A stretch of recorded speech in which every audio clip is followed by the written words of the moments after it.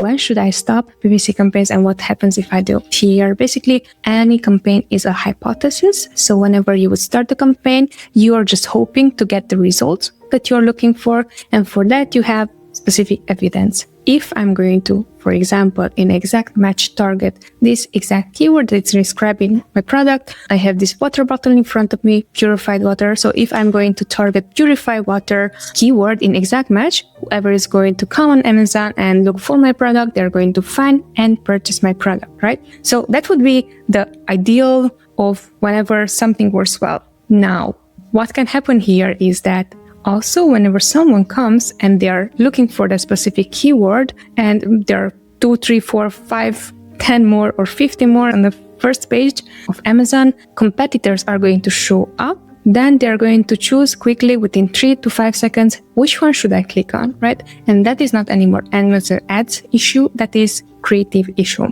So your question, where should you stop PPC campaigns and what happens if you do? You should stop your campaigns when you see that they're inefficient and or they are not anymore part of the strategy. Example, we just onboarded last week an account that has had a different management. They took over and they had their own strategy and so on. However, the goal of the brand was to reduce ACoS, and whatever the previous management did, they did not reduce ACoS. They created more ads and they just piled up more and more campaigns. In that case, many of the campaigns we stopped because we knew clearly that even if these are new campaigns, they are not anymore within the plan that we had for the account, which was profitability. So in that scenario, we stopped everything that was new that did not produce the sales velocity and or spend velocity we were expecting to produce for this brand. And then we said, okay, these campaigns, yes, it was set up by the previous management. Still, they fall within our profitability goal. We kept them on.